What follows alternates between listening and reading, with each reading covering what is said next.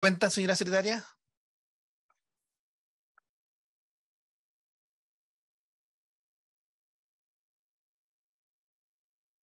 Hemos recibido en el día de hoy para el estudio del proyecto de ley que considera nacionalidad por gracia a la escritora señora Yoconda Belli Pereira, boletín 15.847-17. Han sido especialmente invitados el subsecretario de Derechos Humanos, señor Javier Altamirano, y el director de Derechos Humanos de la Cancillería, embajador Tomás Pascual. Gracias por estar hoy día presente. Eh, y nos gustaría que la Secretaría de la Comisión pudiera hacer una referencia respecto de esta moción parlamentaria. Bien, señor presidente. Señor presidente, pone en discusión el proyecto de ley en primer trámite constitucional que concede la nacionalidad chilena por gracia a la escritora señora Yoconda Belli Pereira. El objetivo del proyecto, como señala el nombre, es conceder la nacionalidad chilena por especial gracia.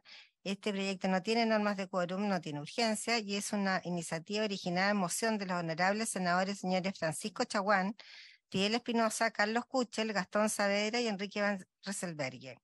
Está en primer trámite constitucional y se inició su tramitación en el Senado el 19 de abril del presente año y tiene un trámite reglamentario de primer informe en general y en particular. En cuanto a los fundamentos, la moción que da origen al proyecto señala que la intención de los autores es que el Estado de Chile otorgue la nacionalidad chilena por gracia a la ciudadana de origen nicaragüense Yoconda Belli Pereira, a quien el gobierno de su país de nacimiento la privó de su nacionalidad. En efecto, comenta que Yoconda Belli nació el 9 de diciembre de 1948 en Managua, Nicaragua. Es poeta y novelista. Cursó su primaria en el Colegio de la Anunciación en Managua y secundaria en el Real Colegio de Santa Isabel en Madrid, España. Luego obtuvo un diplomado en Publicidad y Periodismo en Filadelfia, Estados Unidos, y posteriormente regresó a Managua. En 1967 se casó por primera vez y tuvo su hija Mariam y seguida de Melissa. De su segundo matrimonio nació Camilo y posteriormente se casó otra vez en el año 87, donde nació Adriana en 1993. Desde 1990 alterna su tiempo entre los Estados Unidos y Nicaragua. En el 2013 se establece permanentemente en Nicaragua. Desde muy joven participó en el movimiento revolucionario que derrocó a Anastasio Somoza en el año 79 y ocupó posiciones importantes en el gobierno y el partido sandinista del que se separó en 1993. Su activismo le llevó a militar en el Frente Sandinista de Liberación Nacional de los años 1970 a 1993, uniéndose a la lucha contra la dictadura de la dinastía Anastasio Somoza y más tarde a la gestión de la Revolución Popular Sandinista. Después del triunfo de la Revolución Nicaragüense en el año 79, Belli ocupó varios cargos dentro del gobierno sandinista. En el año 84 fue representante sandinista ante el Consejo Nacional de Partidos Políticos y vocera del FSLN en la campaña electoral de ese año. Belli dejó todo cargo oficial en el año 86 para dedicarse a escribir su primera novela. Ofició como directiva de la Unión de Escritores y fue una de las fundadoras del suplemento literario Ventana del diario Barricada. Por otra parte, los autores hacen presente que en el año 72, con su primer libro sobre la grama, Yoconda Belli abordó sin tapujos el cuerpo y la sexualidad femenina. Es autora de 8 novelas: La mujer habitada, Sofía de los presagios, El pergamino de la seducción, Guaslala, El país de las mujeres, El intenso calor de la luna, El infinito en la palma de la mano y Las fiebres de la memoria. Un libro de ensayos, Rebelión y revelaciones, una memoria de sus años revolucionarios, El país bajo mi piel, y 8 libros de poesía. Por su primera novela, La mujer habitada, fue muy aclamada por la crítica y alcanzó en Europa y América Latina grandes tiradas y numerosas ediciones. En Alemania obtuvo el Premio Nacional de Bibliotecarios, Editores y Libreros de Alemania a la novela política del año. Ese año la autora recibió también el Premio Anna Seghers y desde su publicación ha sido traducida a 20 idiomas y ha tenido un gran éxito editorial en España y en Italia. Ganó también en el año 78 el premio a la Casa de las Américas en Cuba por su poemario Línea de Fuego y el premio a la mejor novela política del año en Alemania en 1989 por La mujer habitada. Ha recibido diversos galardones. En 2018 el premio Hermann Kästen del PEN alemán, reconociendo su trabajo por la libertad de prensa y en defensa de los derechos humanos y los de las mujeres. En 2018 publicó su novela Las fiebres de la memoria, finalista del premio de novela Mario Vargas Llosa en mayo de 2019. También en el 2018 publicó el libro Ensayos, Rebeliones y Revelaciones y el cuento para los niños, La niña que tenía las lágrimas más grandes del mundo. Recientemente ganó el premio de poesía Jaime Gil de Viedma y sus obras han sido traducidas a más de 20 idiomas. Es presidente del PEN Internacional, capítulo Nicaragua, miembro de la Real Academia de la Lengua de Nicaragua y caballero de las Artes y las Letras de Francia.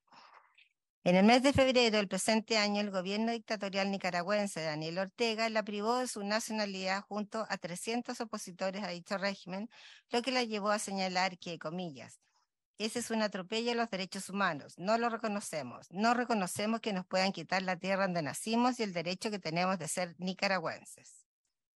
Por ello, el gobierno chileno le ha manifestado que le ofrece la nacionalidad chilena por especial gracia en forma excepcional mediante una ley específica, de acuerdo a nuestra Carta Fundamental.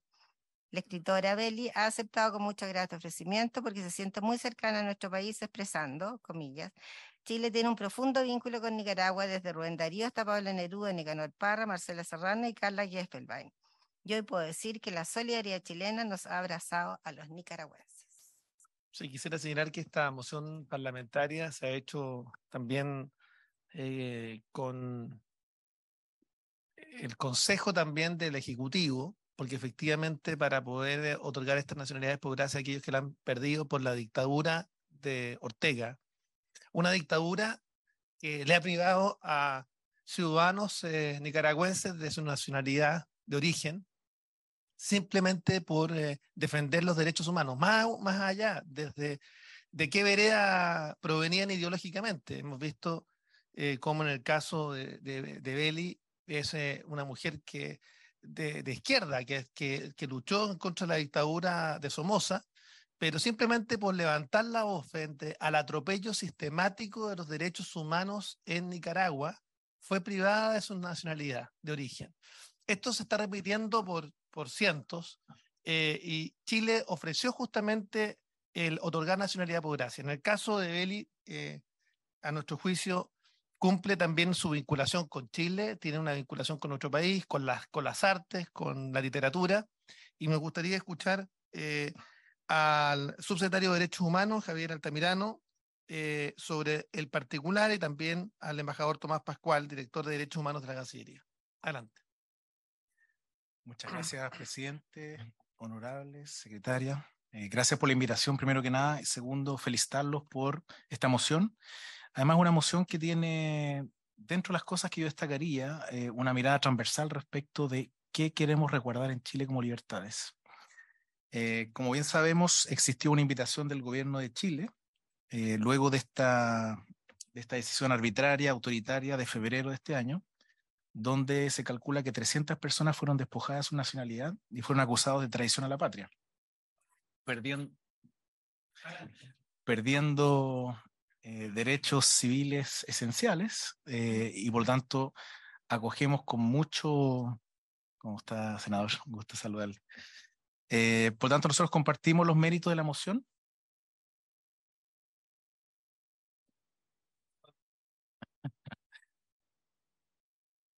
No se distraiga, no se distraiga. No se preocupe. Me alegra la presencia del senador Enrique Mercelberg. Estaba diciendo que, bueno, me parece muy interesante esta mirada transversal respecto a lo que son libertades esenciales que queremos defender en Chile y que sea, por lo tanto, una moción presentada en forma conjunta, insistir en el punto que la invitación que se le hizo a nivel de gobierno requerida de esta ley.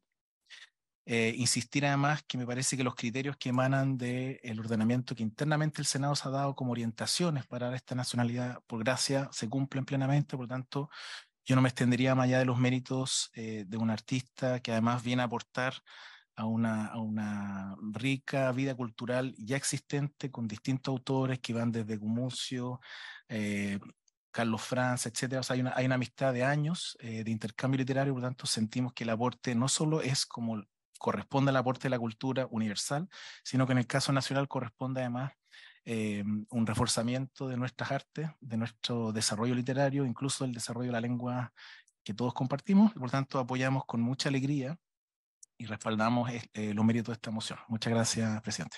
Bien. Embajador. Muchas gracias, señor presidente.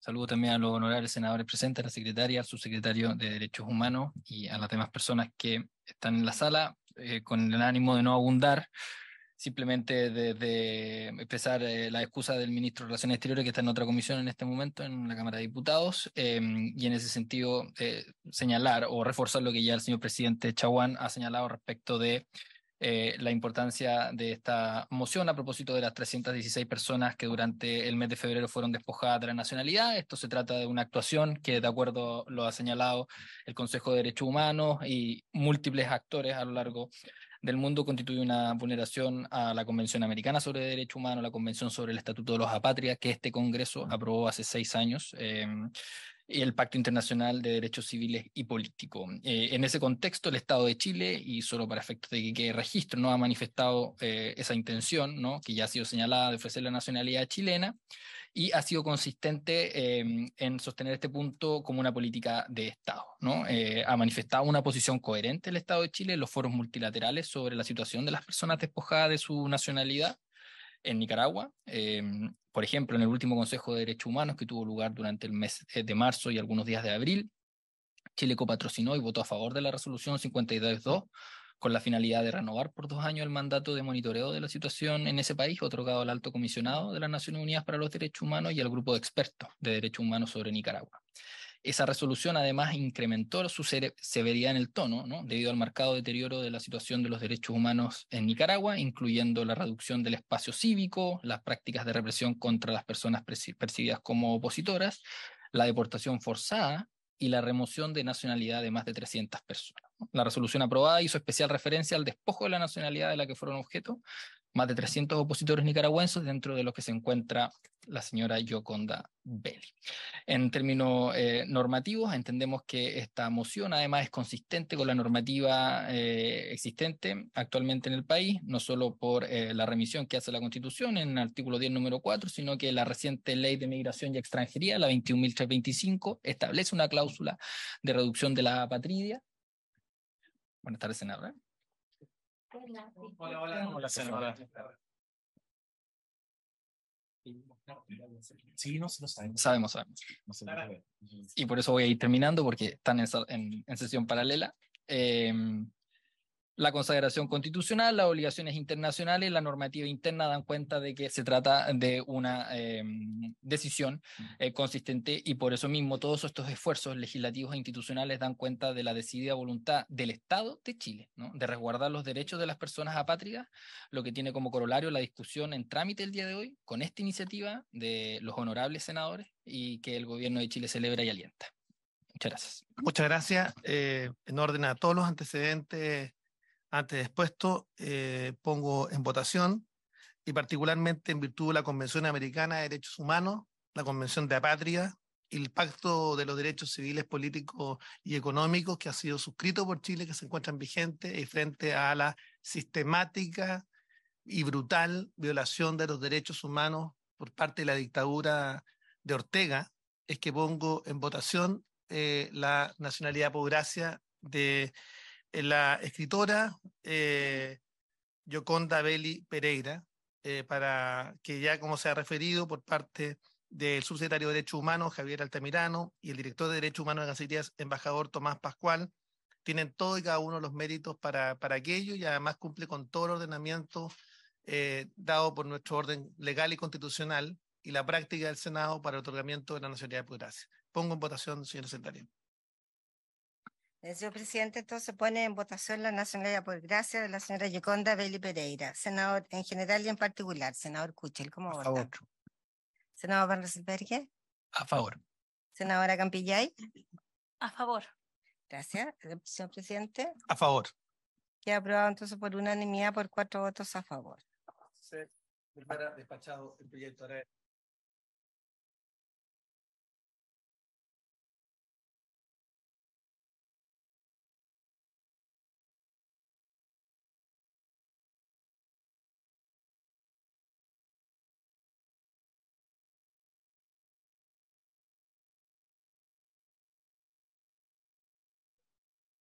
De ley sobre derechos lingüísticos de los pueblos indígenas de Chile, boletines 15.776-17 y 9.363-08 refundidos. Si puedes dar una referencia al proyecto. Muy bien, señor presidente. El objetivo de los proyectos es reconocer, proteger y garantizar los derechos lingüísticos individuales y colectivos de los pueblos indígenas, así como la promoción del uso y desarrollo de las lenguas indígenas en armonía con el idioma castellano.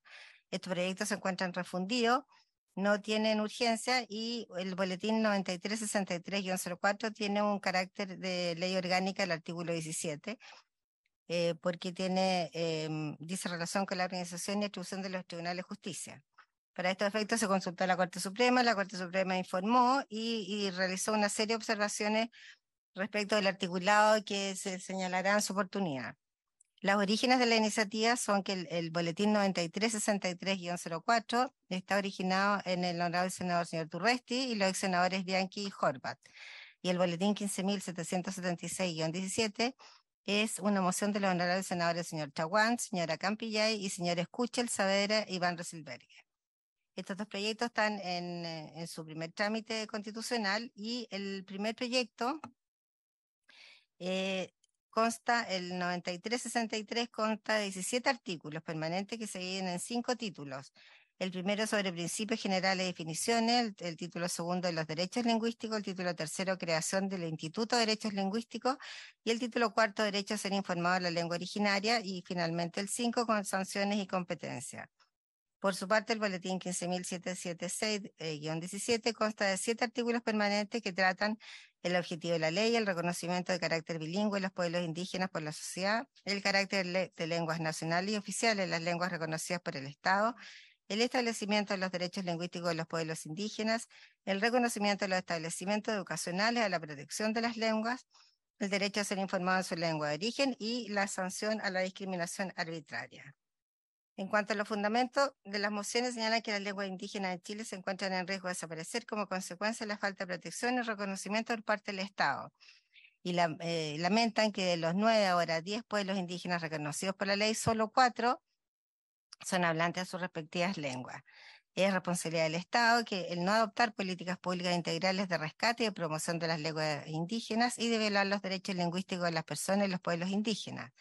Resaltan también que los que los derechos lingüísticos forman parte de los derechos humanos fundamentales por ser parte de la dignidad de las personas. Gracias a la lengua, las personas pueden hablar de su pasado, manifestar sus sentimientos y afectos, y así observan cuando a un pueblo se le impide el uso de su lengua, se le imposibilita desarrollarse y se le condena a la muerte y al silencio.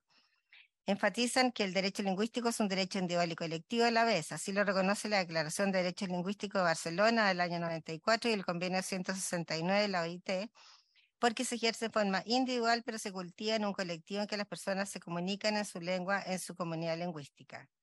Dada la importancia de este derecho, los pueblos y su cultura y varios países de Latinoamérica han aprobado una ley de derechos lingüísticos como Argentina, Bolivia, Ecuador, Perú, Paraguay, México y Colombia. Consideran que la pérdida de las lenguas indígenas constituye una violación a las normas internacionales de protección de los derechos humanos, consagradas en los artículos 1 y 2 de la Convención Interamericana de Derechos Humanos, que establece la obligación para los Estados partes de respetar y garantizar los derechos humanos, y en las normas del Convenio 169 de la OIT, que establece la obligación de los Estados de promover las lenguas y cultura y la historia de los pueblos indígenas en la esfera de la enseñanza. En efecto, dan cuenta que la moción se fundamenta en el derecho que asiste a los pueblos de usar sus lenguas conforme a normas del derecho internacional nacional, como el Convenio 169, el Pacto de Derechos Civiles y Políticos, el Pacto de los Derechos Económicos, Sociales y Culturales y la Constitución Política, además de la Ley Indígena 19.253. Informan finalmente que la iniciativa legal la 9363 fue consensuada entre los pueblos indígenas de Chile y la Red de Derechos Educativos, Culturales y Lingüísticos de los Pueblos Indígenas en los 2 congresos de las lenguas que se realizaron en Santiago en los años 2009 y 2011. Finalmente, entonces, proponen crear una institucionalidad que haga un seguimiento de la aplicación de esta ley y que además defina las políticas públicas de uso y de desarrollo de las lenguas en sus respectivos sistemas lingüísticos. Para estos efectos se crea el Instituto Nacional de las Lenguas, cuya función será el desarrollo social, cultural, lingüístico de las lenguas indígenas en una sociedad plurilingüe. Muchas gracias, secretaria. Sabemos que estamos apremiados porque hay que ir a votar la renovación del estado de excepción constitucional.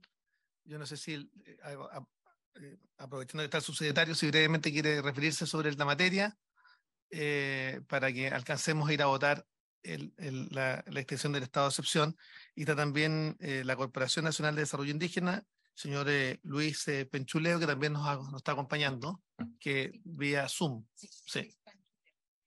Sí, muchísimas gracias, presidente. Sí, voy a tratar de ser extremadamente breve, solo para dejar planteadas algunas inquietudes, pero partiré valorando la iniciativa. Nos parece esencial que se pueda hacer un reconocimiento y una promoción de los derechos de los pueblos indígenas que nos permita cumplir tanto con obligaciones nacionales como internacionales.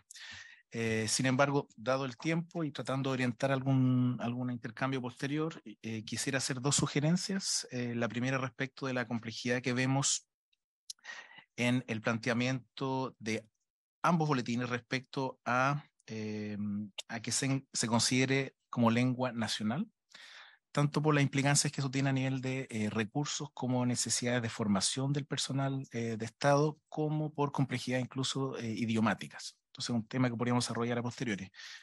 El segundo elemento que nos parece relevante es que eventualmente se pueda evaluar la necesidad o no de ir a consulta indígena. Sí, por supuesto. Son dos aspectos que con mucho gusto, si ustedes lo desean y somos convocados, podríamos desarrollar con más tiempo. Sí, sí, a ver, por el tema de la complejidad de la hora, yo no sé si es posible pedirle la excusa a Luis Penchuleo, que nos está acompañando, de la Corporación Nacional de Desarrollo Indígena, salvo que quisiera desde ya poder hacer alguna intervención que podamos profundizar adelante. Buenas tardes, presidente, y por su intermedio también a los demás senadores presentes en la sala. En primer lugar, felicitar esta iniciativa de avanzar en una ley que resguarde los derechos lingüísticos de los pueblos indígenas. Dado el poco tiempo que existe, solamente quiero dejar enunciado un par de temas que después en futuras sesiones podemos profundizar. Primero, sumarme a los apuntes que decía el subsecretario, y en segundo lugar, hacer hincapié en una institucionalidad que se considere en este proyecto de ley, porque es la única manera que en la práctica pueda desarrollarse una revitalización lingüística de cada una de las lenguas de los pueblos indígenas, en particular estas lenguas de los 4 pueblos que hoy día tienen, entre comillas, un idioma mucho más robusto y que afortunadamente todavía es hablado por parte importante de la comunidad. Pero la única manera de revertir la situación de que tenemos las lenguas en peligro de extinción y con ello el serio riesgo de caer en la folclorización de las culturas, porque las lenguas son las que permiten profundizar y el ADN de las culturas de los pueblos indígenas. Entonces la institucionalidad es fundamental para desde allí poder desarrollar un plan de revitalización lingüística que apunte fundamentalmente a la adquisición de la lengua, es decir, a la formación de nuevos hablantes. En una próxima oportunidad podemos profundizar en cada uno de estos temas. Yo, coincidentemente, aparte de ser director nacional de la CONADI, soy de formación sociolingüista, así que igual me encantaría poder tener más tiempo y profundizar en cada uno de los aspectos. Muchas gracias. Yo voy a pedirle a Jaime que podamos, de la Biblioteca del Congreso Nacional, que pueda intervenir en la próxima sesión, y quiero pedir la autorización de esta comisión para pedir a la sala que podamos ver el proyecto en general y en particular, para ir incorporando mejoras, porque efectivamente va a requerir un diálogo con el Ejecutivo, en la que se va a requerir indicaciones para muchos de los planteamientos que se han formulado, y por supuesto ir viendo cómo logramos ir generando un mejor texto.